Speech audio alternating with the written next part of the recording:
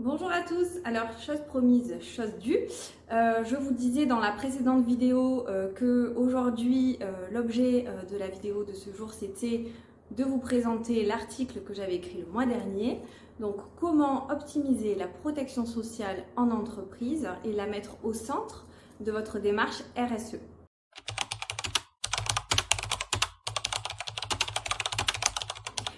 Alors ce sujet bien sûr est vaste, la RSE tout le monde en parle, la responsabilité sociale des entreprises. Mon approche évidemment tourne autour des produits de la protection sociale, de l'assurance. Et pour ça dans cet article j'ai développé 3 points.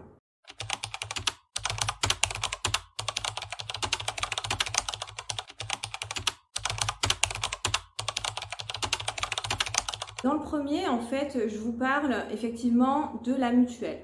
La mutuelle, qu'est-ce que c'est? C'est le remboursement des frais de santé des salariés qui est obligatoire depuis l'accord national interprofessionnel de 2016 et qui impose aux entreprises de mettre en place un contrat qui soit donc responsable avec des garanties minimales. Et ce contrat soit répond au panier minimum de l'ANI, soit répond au panier minimum de garantie de la convention collective. Quoi qu'il en soit, c'est souvent vu par les entreprises comme une taxe, quelque chose qu'on leur impose encore, une mise en place obligatoire qui vient grignoter la trésorerie et qui vient ajouter de la gestion pour leur comptabilité, pour les salaires, etc. Alors comment on pallie à ça et comment on peut avoir une vision inverse, une vision, un prisme différent? Je vous propose de voir ça comme une solution dans l'entreprise pour améliorer la qualité de vie au travail des salariés. Alors oui, dans tous les cas, c'est obligatoire, il faut la prendre en charge au moins à 50%.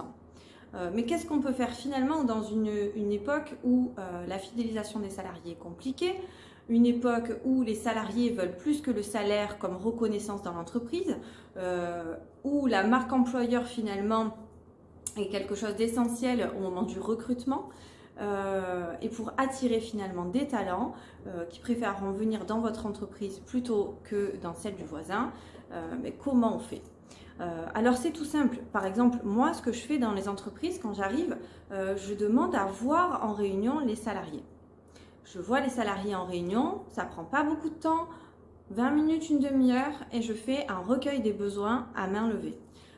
Alors oui, vous me direz, la mutuelle, on prend celle qui est obligatoire, c'est la norme et puis on ne s'embête pas avec ça, on ne va pas perdre du temps avec ça. Mais en fait, c'est pas perdre du temps, c'est gagner beaucoup de choses derrière. Parce qu'en une demi-heure, les salariés se sentent écoutés, reconnus, compris.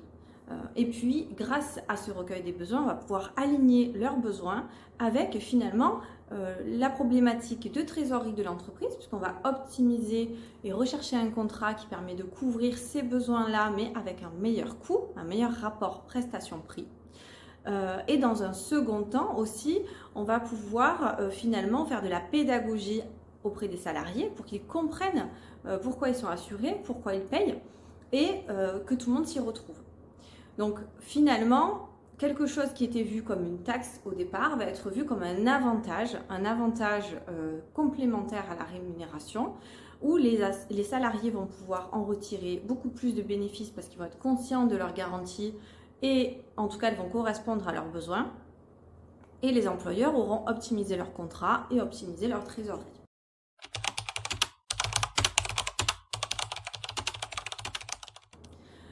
Ensuite, dans cet article, je vous parle de prévoyance. La prévoyance, qu'est-ce que c'est? C'est un contrat qui permet de rembourser les indemnités journalières en cas d'arrêt de travail ou d'invalidité si la situation est plus grave. Et ce contrat, il est mis en place par les entreprises de façon obligatoire pour les cadres, ce qu'on appelle le 1,50 cadre communément, qui en fait veut dire que le taux de couverture est à 1,50% de la masse salariale des cadres. Bon, je vous expliquerai peut-être ça dans une autre vidéo, parce que c'est un petit peu compliqué à expliquer comme ça rapidement. Mais en gros, voilà, c'est un minimum de cotisation obligatoire pour couvrir les cadres, et notamment sur la partie décès. Bon, et les non-cadres, me direz-vous? Les non-cadres, c'est pas forcément prévu. Il peut y avoir des garanties obligatoires dans certaines conventions collectives, mais c'est pas tout le temps le cas. Et donc, un salarié qui se retrouve en arrêt de travail, s'il a plus d'un an d'ancienneté, il va avoir un certain nombre de jours couverts avec le maintien de salaire.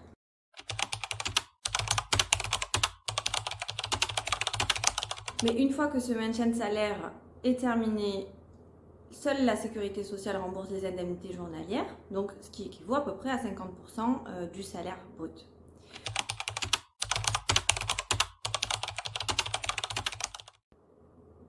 Et donc on le sait, le stress ralentit finalement la guérison. S'inquiéter pour ses finances, ça prive finalement les salariés, en tout cas toutes les personnes, de la liberté de s'occuper d'eux-mêmes et de pouvoir se soigner, se guérir dans les meilleures conditions.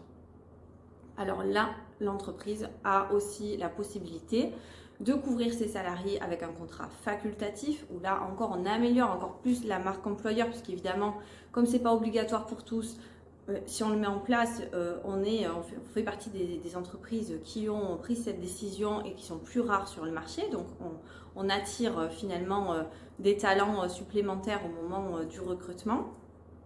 Et puis on montre aussi aux salariés qu'on s'intéresse à eux, à leur bien-être, à leur santé.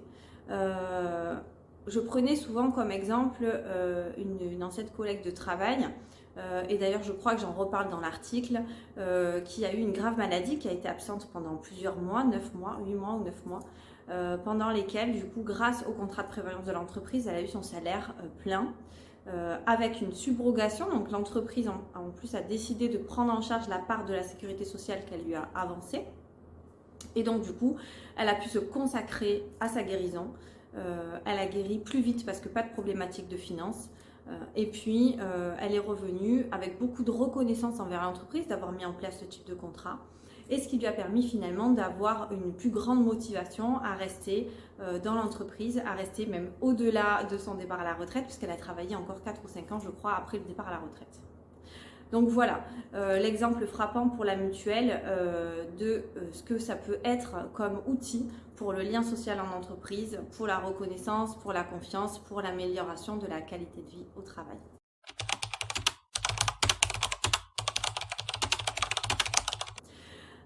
Enfin, dans cet article, je vous parle du partage des profits. Évidemment, c'est un sujet d'actualité, le pouvoir d'achat, comment on apporte aussi de la reconnaissance du travail du salarié au-delà de la rémunération, puisque la rémunération coûte cher en charge. Et donc, on essaye de trouver des solutions pour récompenser des salariés performants, engagés, et en même temps économiser des charges dans l'entreprise, et notamment de la fiscalité. Et pour ça, évidemment, il existe aussi des solutions dans les contrats d'assurance, avec le plan d'épargne entreprise, par exemple, qui est une bonne solution de transmettre une prime, soit l'intéressement, soit la participation au bénéfice, soit de l'abondement tout simplement avec un versement volontaire de l'entreprise. Et ce qui permet d'alléger les coûts, quasiment pas d'impôts pour les salariés, à part la CSG et la CRDS, quasiment pas de taxes non plus pour l'entreprise. Et toujours pareil, la reconnaissance, la valorisation des salariés, le fait de leur montrer qu'on compte sur eux et qu'on les remercie de leur engagement. Et puis voilà, en ce moment, tout le monde a besoin d'un petit coup de pouce financier. Donc quand l'entreprise fait des profits, elle peut aussi s'appuyer sur ce type d'outils pour donner quasiment 100% du montant qu'elle souhaite aux salariés et pas avec beaucoup de charges et beaucoup de fiscalité comme sur les salaires.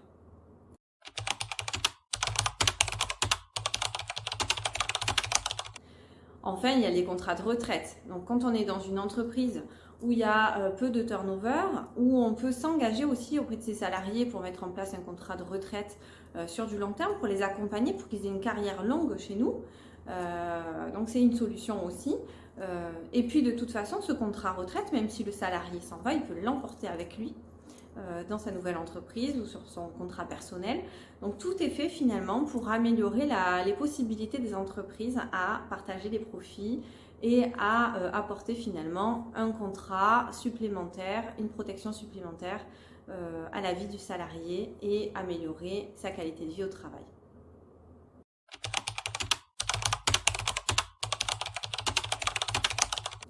Voilà, j'espère que tout ceci est clair pour vous. Si ça ne l'est pas, je vous invite à aller lire l'article sur notre site internet, donc dans l'onglet, dans la page actualité.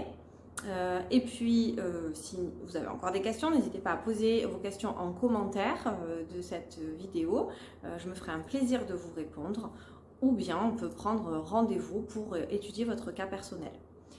Pour ma part, je vous dis à très bientôt pour vous donner finalement les explications de mon prochain article que je suis en train de vous écrire, que j'ai hâte de vous partager.